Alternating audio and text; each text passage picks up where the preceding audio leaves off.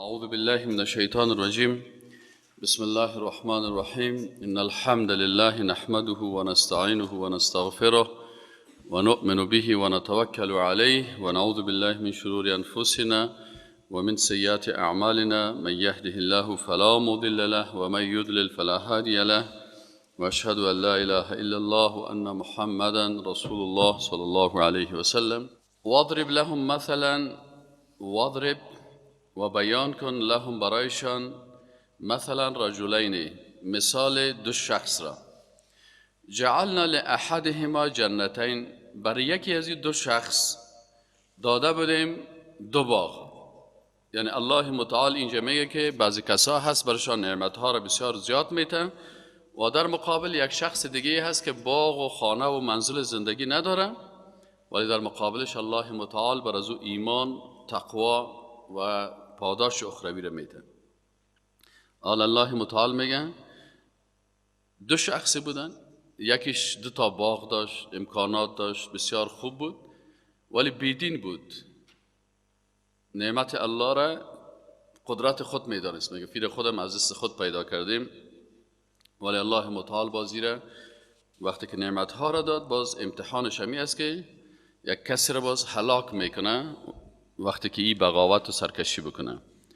واضرب لهم، و بیان کن برشان ای رسول الله صلی الله علیه و سلم، مثلا یک مثال را. در قرآن عظیم‌الشان مثال های زیادی بیان میشه و این به خاطر از این بیان میشه که انسان از این مثال ها و از این قصه ها و از این اخبار پند بگیره. واضرب لهم، و بیان کن لهم برایشان مثلا مثال رجلین، از دو شخص. جعلنا لاحدهما جنتین، جعلنا که گردانیدیم یا دادیم یا خلق کردیم، لاحدهما بر یکی از این دو نفر، جنتین دو باغ، من اعناب، ای دو باغ چی بود؟ باغهای انگور بود. و حففناهما بنخل، و در اطراف از این پیدا کردیم چی را؟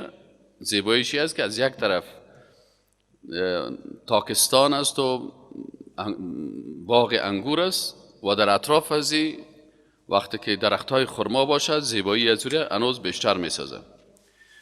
و جعلنا بینهما زرعا، و الله متعال میگه در بین از اینا زراعت. سبحان الله، هم باغ انگور داره، هم درخت های خرما و نخل است و هم امکانات زراعتی، هم میتونه سبزیجات بگیره، هم میتونه میوه‌جات بگیره، هم میتونه خرماهای مختلف بگیره.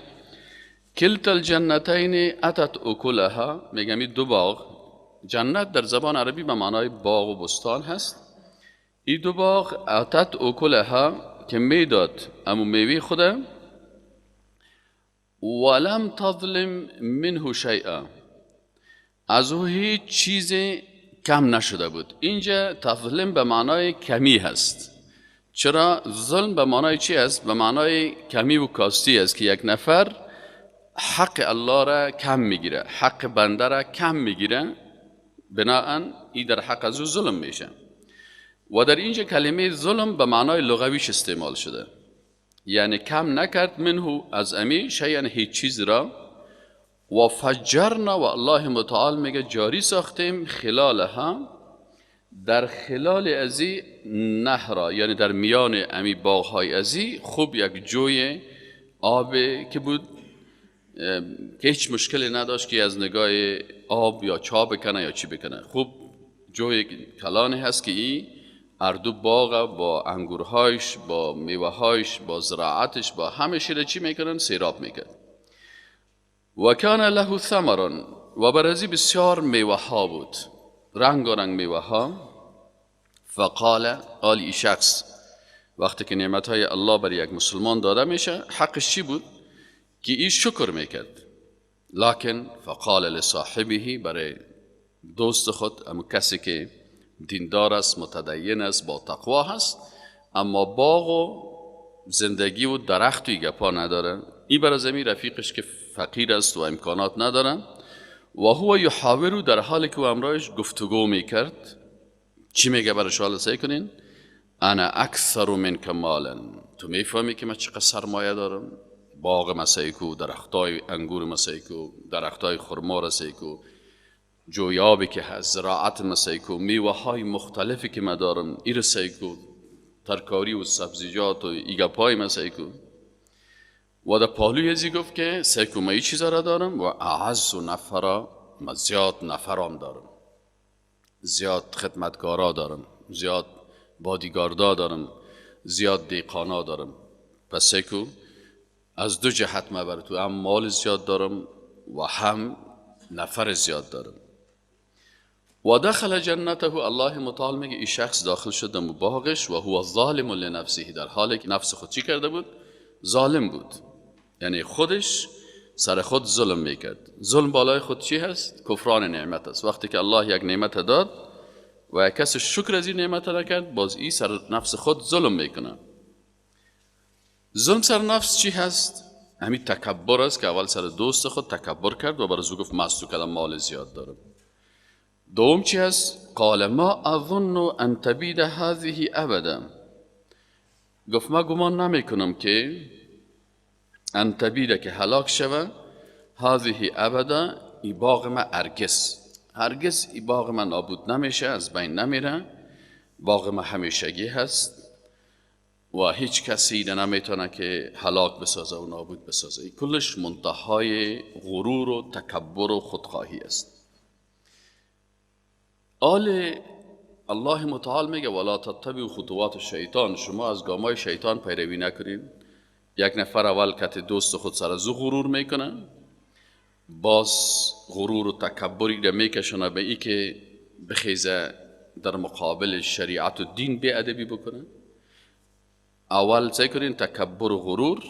دوم سر شریعت الهی استهزا که ما فکر نمی کنم کس بتانه ایره نابود بسازه.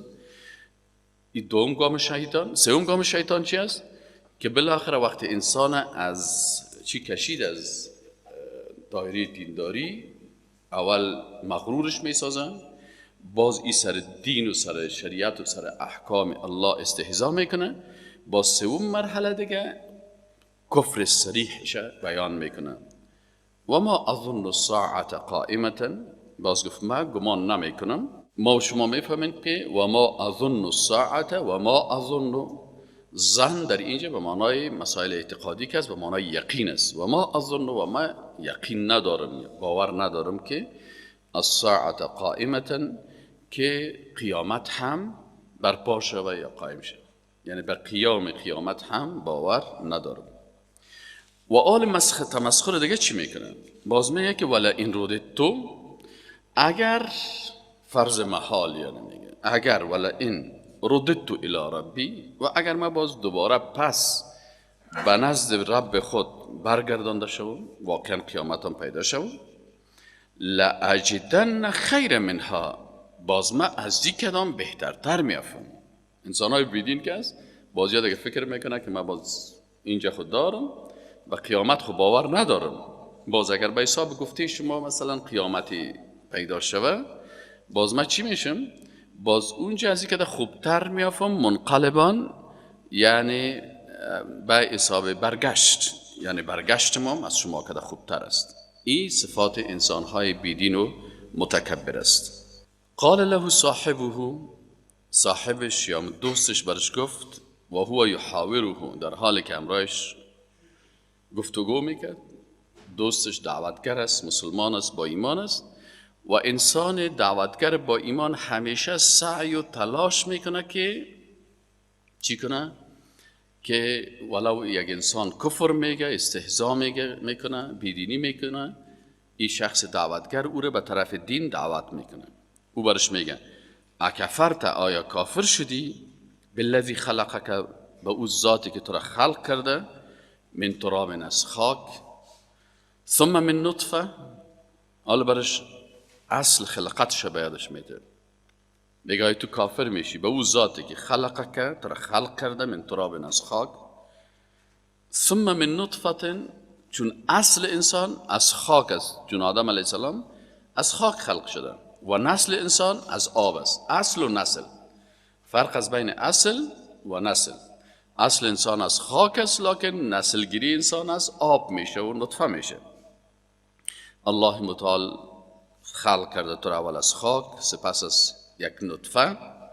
ثم سواک رجلا، باز تو را الله، این خود نعمتهای الله هست. این برش میگه که این کلش نعمتهای الله هست، باید تو انکار این نعمتها را نکنیم. ثم سواک رجلا، باز تو را مساوی ساخت من حیث یک شخص. پس اصل تا فراموش نکو، نسل تا فراموش نکو. نعمتهای الله هست که بر تو دست و پای و چشم و عقل و دماغ داد، یا را فراموش نکن. لکن اصلش هست لکن انا، لکن من، این شخص الله خدا برش معرفی میکنه. لکن من که هستم عقیده دارم که هو الله ربی، الله رب من هست، خلق کننده من هست، روزی دهنده هست. ولا اشرک بربی احدا، و من شریک نمی سازم به رب خود، به خالق خود، احدا، هیچ یکی را. من مسلمان هستم، دیندار هستم و به الله کسی را شریک نمی سازم. اگر به من مال ندادن، مثل تو را باغ ندادن، مثل تو را قصر و زندگی برم ندادن، لکن من خالق خود عبادت و اطاعت میکنم و به امرای از او در عبادتش هیچ کسی را شریک نمی سازم. ولولا اذ دخلت جنتک، حالا برش ادب یاد میده، میگه چرا تو کار نمیکنی که وقتی داخل میشی به باغت، اذ دخلت جنتک، وقتی که داخل میشی به باغت، قلت، بگویی ماشاءالله، یعنی ادب با امرای الله و شکر نعمتهای اللهی است که اگر مالت خوشت میایه، خانهت به نظرت خوب معلوم میشه، یا مثلا باغهایت خوشت میایه، بگوی ماشاءالله، آنچه که الله خواسته هست، این نعمت الله هست. این قسم بگو لا قوت الا بالله، بگو ماشاءالله لا قوت الا بالله، نیست ما آنچه را که شاء بخواهد الله، لا قوت، نیست قوت از ما نمیتونیم که باغ خلق بکنیم، نمیتونیم درختار خلق بکنیم، نمیتونیم این میوه‌جات خلق بکنیم. لا قوت، ما قوت نداریم الا بالله، مگر به توفیق الله هست که بر ما همه این نعمت‌ها را دادن. ان ترنی انا اقل منک مالا و ولدا، اگر تو میبینی، ان ترنی، ان ترا نی، یعنی اصلش ان ترا، اگر میبینی تو، نی مرا، ان ترنی اگر میبینی مرا، انا که من اقل منک مالا، که من از تو کده در مال قلیل هست، یعنی مال من کم است، و ولدان، و فرزندای من هم کم است. پس تو افتخار میکنی که زیاد مال داری و زیاد فرزندا داری، و به طرف من تو نظر حقارت میکنی که من مالم هم کم است و فرزندایم هم کم است.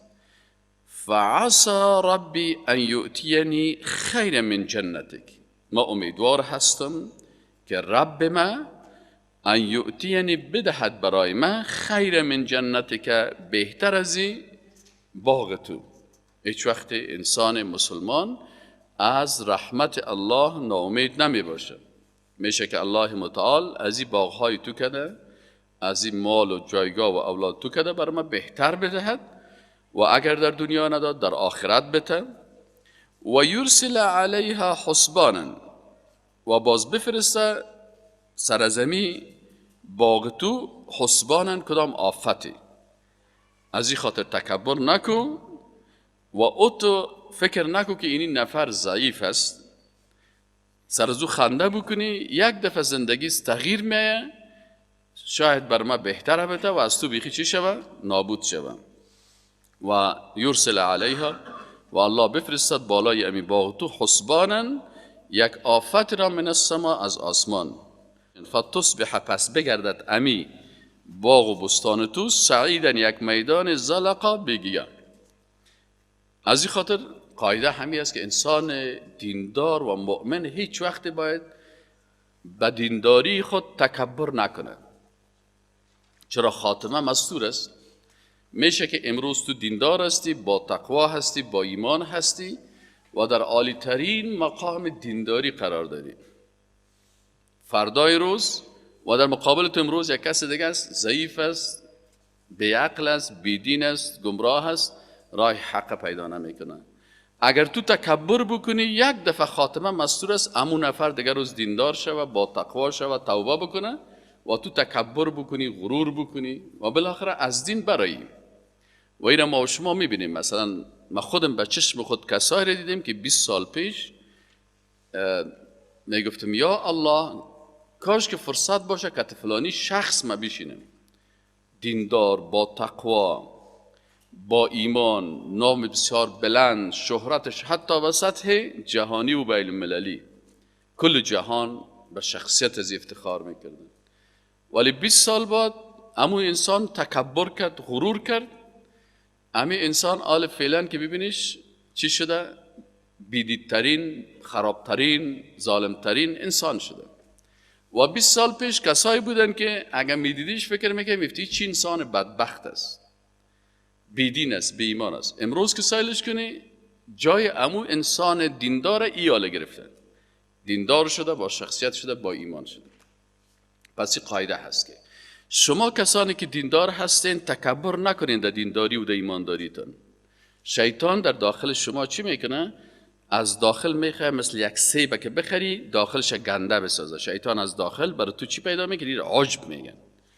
عجب، از خود از داخل راضی بودن. من دیندار هستم، من متدین هستم، من جنتی هستم، من خلاص دیگه، از من خلاص است. بیاین که شما دستای من ماچ کنین، بیاین شما پای من ماچ کنین. وقتی که در عجب انداخت، این نفر دیگران اجازه داد که در پای ازی سجده بکنن، دستش هم ماچ بکنن، پایش هم ماچ بکنن، برش سجده بکنن، عبادت الله را به عوض الله برازی بکنه. این نفر به طاغوت مبدل شد، کافر شد. این از چی پیدا میشه؟ از عجب پیدا میشه. حتی انسان‌های دیندار متدینه که دستش ماچ کنین نمیمونه، که دستش ماچ کنین، پایش نمیمونه، از پیش مانع میشه. چرا؟ به خاطر ازی که این میگه من خودم عاجز هستم، خاتمه خودم مستور است. من خود پیغمبر نیستم که از آسمان بر من خبر آمده باشه که تو پیغمبر هستی و تو معصوم هستی و تو پاک هستی و تو جنتی هستی. معاشره مبشره بالجنت هم نیستم که صحابی را که بشارت رسول الله صلی به جنت داد. من یک انسان عادی و بیچاره هستم و قلب ما که هست بین اصبعین من اصابع الرحمن، بین دو انگشت که امو قسم به جلال و عظمت الله شایسته است، در بین امو دو انگشت خالق متعال است. هر قسم که بخوای امی قلب انسان تغییر میده. پس انسان مسلمان نباید در دینداری خود چی شوه؟ مغرور شوه. و انسان گناهکار نباید در گناه خود چی شوه؟ ناامید شوه. میشه که الله اینمی انسان پس عزت بده، توبهش قبول بکنه. امی قسم انسان مالدار نباید تحقیر بکنه انسان چی را؟ بیماله. چرا؟ روزگار است. یک نفر خوب امکانات زیاد می داشته باشه، دیگر رو سل میکنی که جانب مقابل بسیار غریب است. دیگر رو سل میکنی که همون مالدار و پیسه‌دار وضعیت اقتصادیش تحت صفر رفته و امی فقیره که ببینی چند منزله آباد کرده. پس انسان نه در معنویت و نه در مادیت، در هر دو صورت اعجاب و از خود راضی بودن و تکبر نکنه. در هر دو صورت اگر مال و امکانات داشت بگه ماشاءالله لا قوة الا بالله، اگر نداشت بگه الحمدلله علی کل حال. اگر داد رحمت است، این قاعده را نشته کنین، این را حفظ کنین. اگر داد رحمت است و اگر نداد حکمت است. اگر الله بر ما چیز را داد رحمت الله است و اگر چیز را بر ما نداد او چی هست؟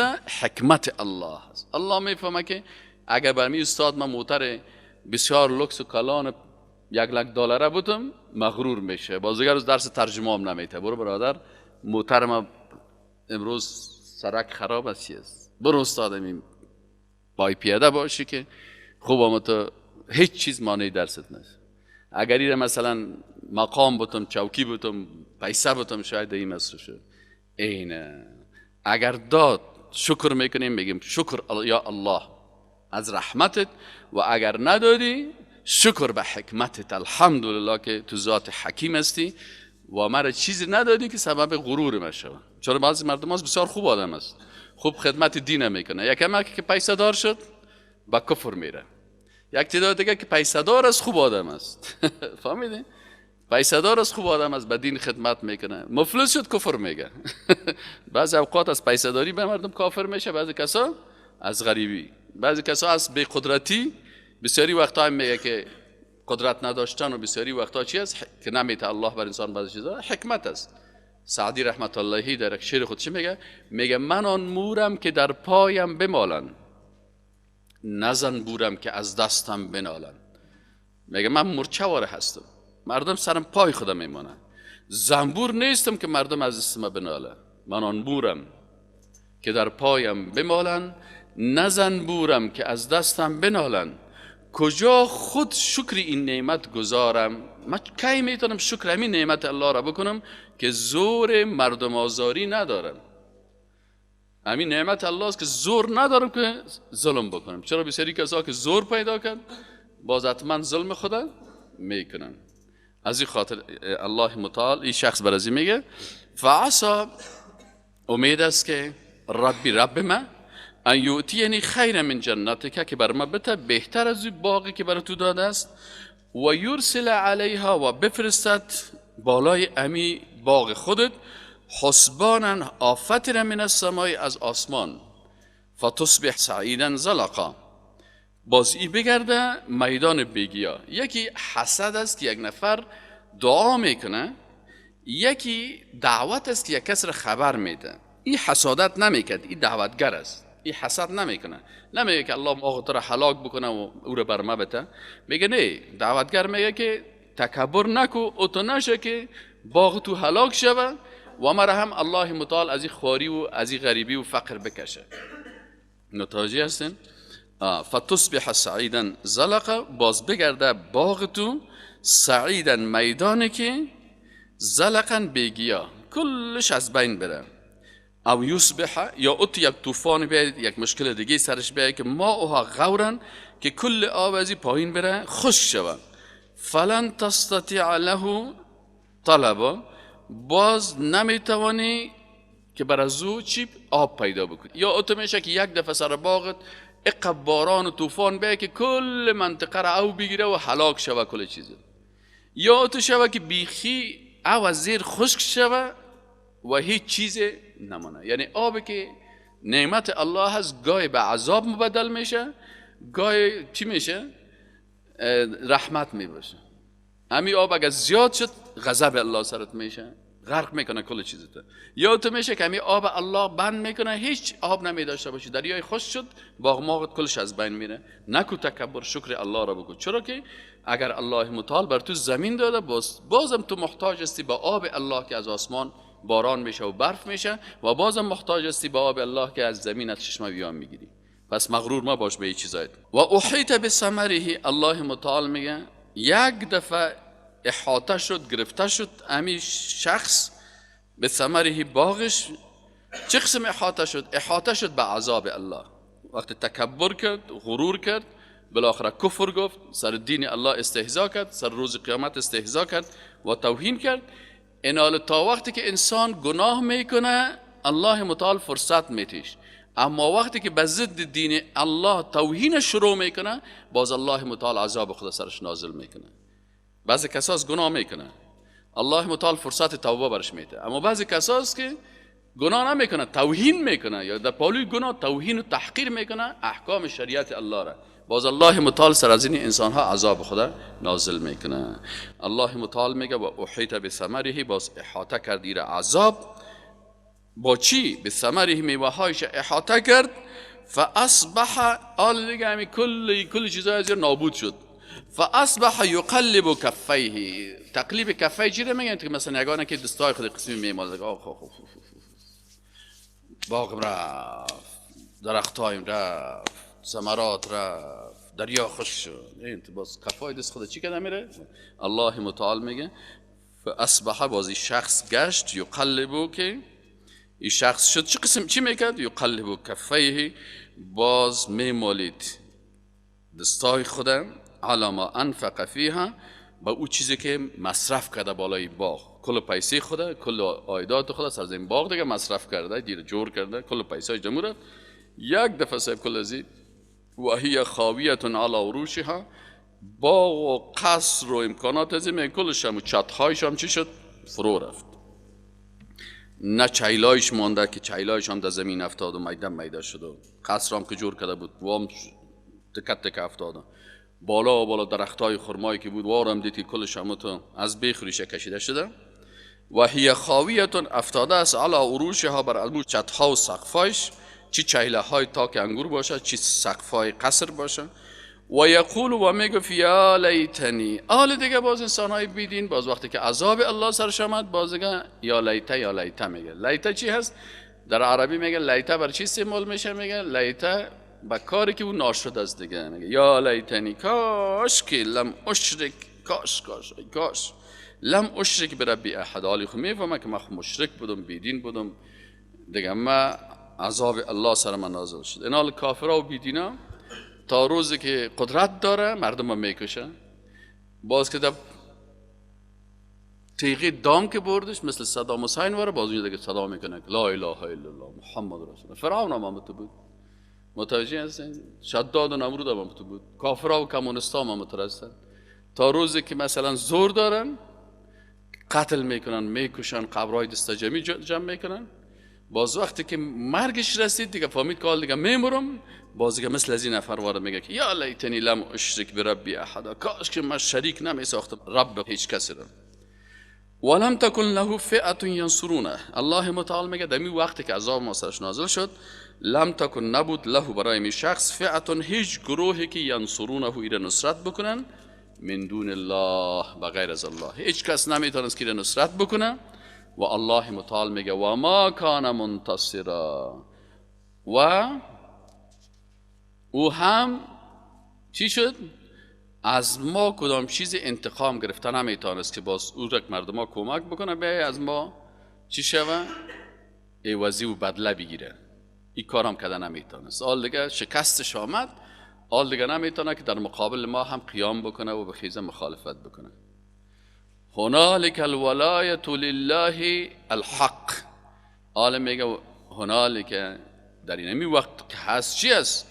الولایت و اختیار کامل که است لله الحق، برای الله هست که ذات حق است، یکتا هست، یگانه هست، حاکمیت به دست حضور است، حاکم است. هو خیر ثوابا و خیر عقبا. و الله متعال خیر بسیار بهتر است ثوابا از دیدگاه ثواب دادن، و خیر و بسیار بهتر است عقبا در عاقبت کردن و عوض و بدله گرفتن. الله متعال این مثال بیان کرد، مثال دیگه بیان میکنه وضرب لهم مثلا، یعنی یک مثال بیان بکو بر ازمی مردم ای رسول الله صلی الله علیه و سلم. از چی؟ از الحیات دنیا. یک مثال بیان بکو از زندگی دنیا. زندگی دنیا میگه چی وار است؟ میگه کما این مانند آب است که انزلناه من السماء، ما آب نازل کردیم از آسمان، فاختلط به نبات الارض، باز امرای ازی باران نباتات زمین هم مخلوط شدن. حال دیگه این وقتی که مخلوط شد، این مردم که هستن دیگه وقتی که این گیاها و سبزها و درختها را میبینن مغرور میشن. زمین هم فکر میکنن دیگه که این زمین دیگه بسیار لوکس شد. فاصبح حشیما، یک دفعه همین تمام نباتات خشک میشن، از بین میرن، شکسته و تیت و پاره میشه. در بهار ببینین چقدر زیبایی ها. در خزان سیل میکنی کل گل و گلستان و باغ کلش زرد شده، از بین رفته. تذروه الریاح، که او را چی میکنه؟ که ای را تذروه امی پارچه های برگ ها و اطرا را میپرانه، زیر و زبر میکنه. الریاح در خزان دیده باشین که وقتی که خوش شد باز بعد شمال میوه این برگا را دیگه زده میره و این گیاه ها و اطرا را اینا تو خرابش میکنه، که سیل میکنه که یک حالت بسیار گدودی و خراب است.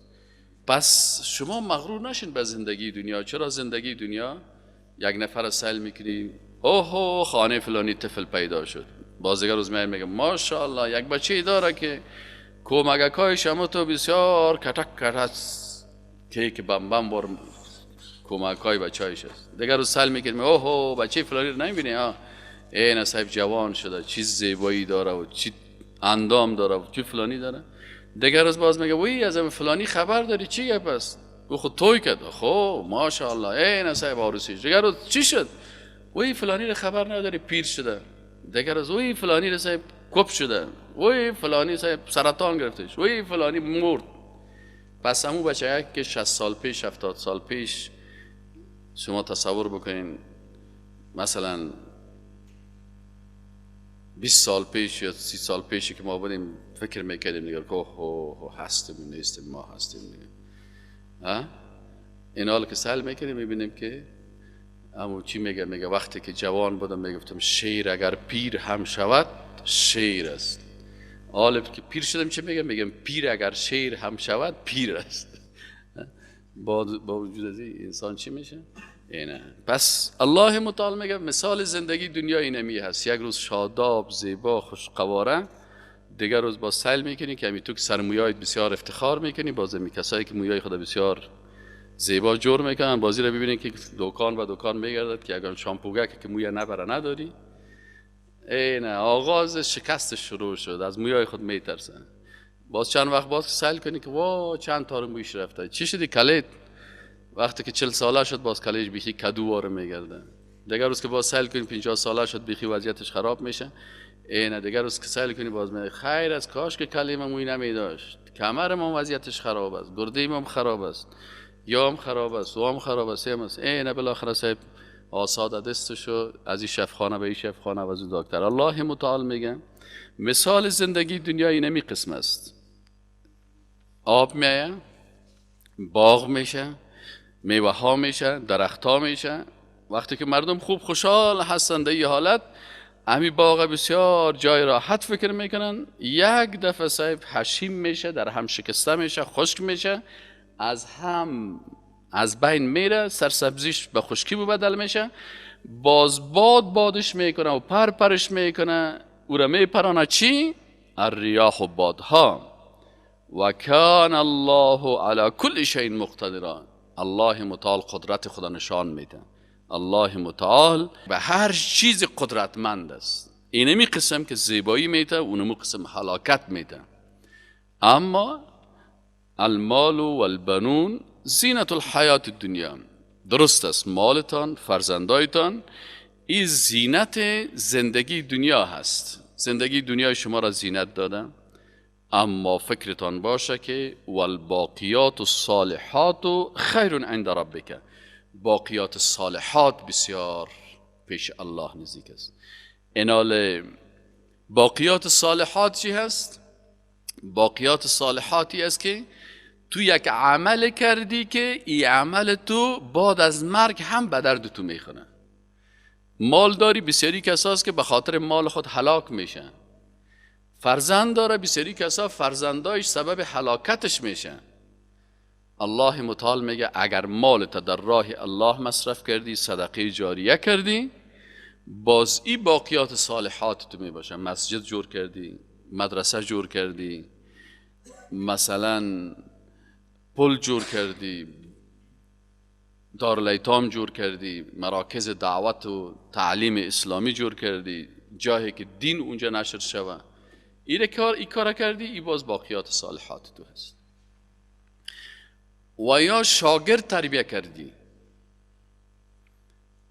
این شاگردای تو از علم تو استفاده کردن تا وقتی که اینا این علم دارن و از استفاده میکنن، تو اگه بموری هم بر تو پاداشش میرسه. کتاب تألیف کردی، این را باقیات صالحات میگه. اینال کسانی که کار میکنه، این دیگه باز الله متعال میگه این باقیات صالحات بسیار خوب است که شما این کار بکنید. برعکس از او ما و شما دو اصطلاح را یاد بگیرین. یکی صدقه موقت است، یکی صدقه جاریه هست.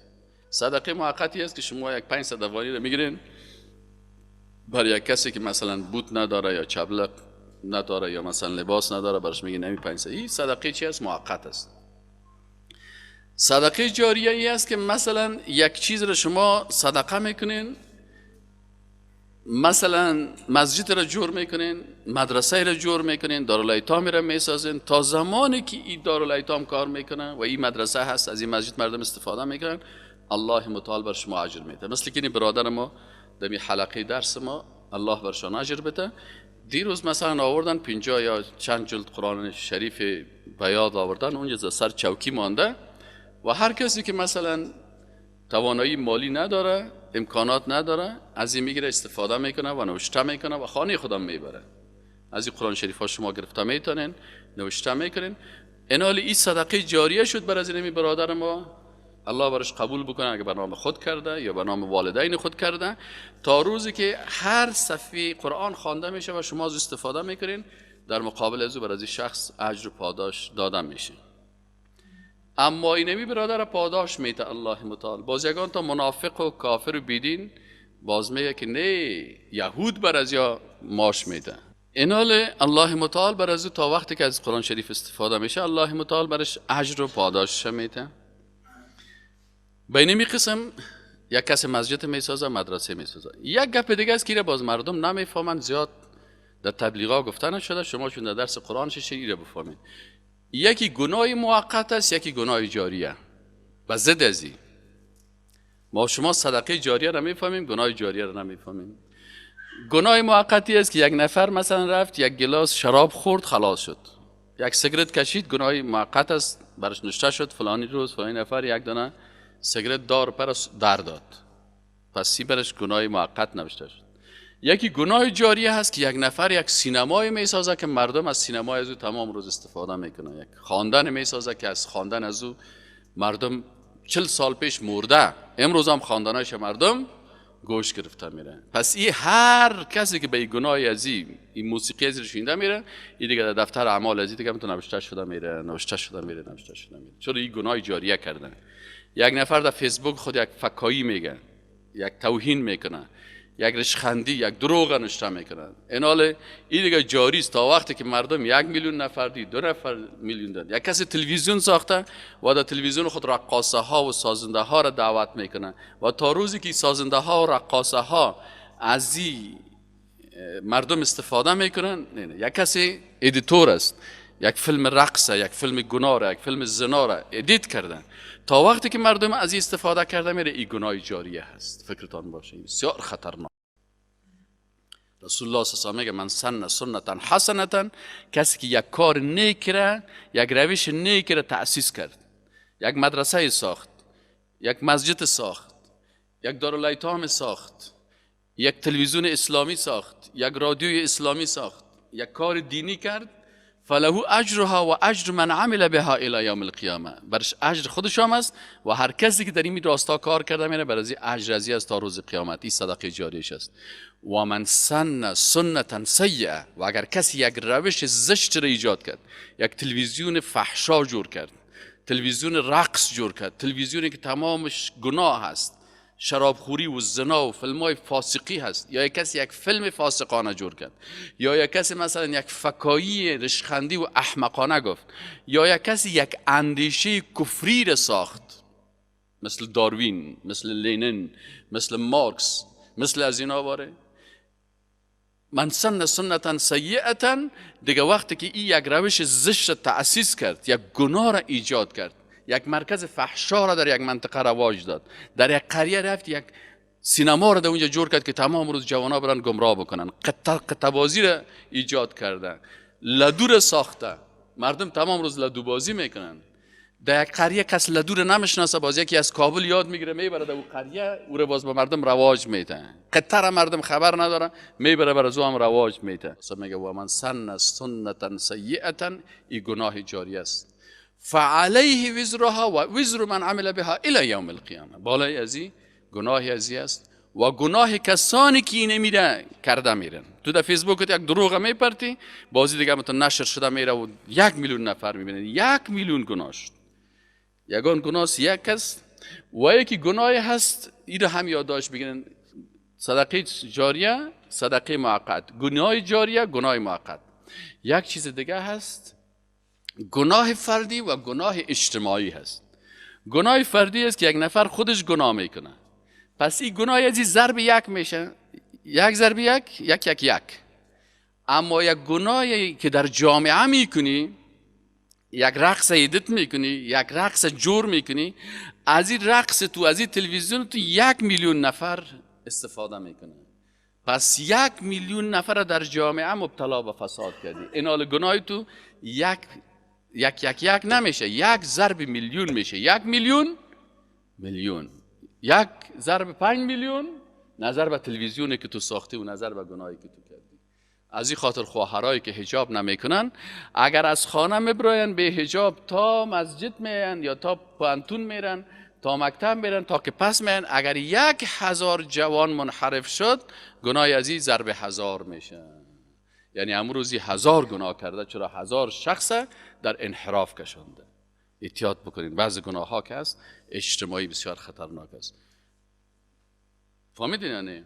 و ثواب اجتماعی هم همین قسم است. یک نفر میخیزه در تلویزیون تدریس قرآن میکنه، در تلویزیون مثلا تدریس تفسیر قرآن میکنه. این حال وقتی که اینمی یک برنامه حضیر 1,000,000 نفر میبینه، باز الله متعال برش 1,000,000 اجر برش میده. یک کسی در نشر اینمی درس کوشش میکنه، آل این درس به 1,000,000 نفر میرسه، این حال ثواب 50 نفرش بر ما میرسه، ثواب 1,000,000ش بر از اینا میرسه. سبحان الله. و میشه الله متعال در ثواب از اینا ما رو هم شریک بسازن. و ما ذالک علینا. این حال اونمو ثواب مثلا یک کاپیش بر من، یک کاپیش بر شما می، از تمام کاپی هایی که از باز یک کاپی دیگه چی میشه؟ همیشه مکتوبا رو شما ببینید یک تا خانه باشه، نمیگه کاپیش به فلانی، کاپیش به دفتر فلانی. ثواب فردی و ثواب اجتماعی، گناه فردی و گناه اجتماعی. پس ما و شما 6 اصطلاح یاد گرفتیم: ثواب موقت، ثواب جاریه، صدقه جاریه میگن، گناه موقت، گناه جاریه، ثواب فردی، ثواب جاریه، گناه فردی، گناه اجتماعی. چند اصطلاح شد؟ 8 تا. 8 اصطلاح رو باید یاد بگیریم و این سر خود خوب هم سرش فکر بکنیم. الله متعال ما و شما را توفیق نصیب بکنه که کار بکنیم که در روز آخرت در دفتر ما باشه. یک نفر یک رقص کرده، یک وقت ببینه در روز قیامت میخیزه که برای یک رقص ازی 30,000,000 گناه نوشته شده. این خود میگه من یک رقص کردم، میگه این رقص تو را 30,000,000 دیده، 30,000,000 تو گمراه ساختی، 30,000,000 تو منحرف ساختی، 30,000,000 تو دروغ تو برای 30,000,000 رسیده. پس الله از این حالت نگاه کنه که یک دفتر اعمال دسته گونه که از گناه ها پر است. پس از این خاطر در فیسبوکتان همیشه چیزی رو بگوین که اگر 1,000,000 نفر ببینه بر تو 1,000,000 ثواب نوشته شود. آیت تشریح نوشته کو، حدیث نوشته کو، کلیپای درس اسلام نشر بکو، پر کو فیسبوک تا کلش از احکام دین جور کرده برو، کلیپاکای خورد خود انداخته برو. 10 نفر دید ضرب 10، 100 نفر دید ضرب 100، 1000 نفر دید ضرب 1000.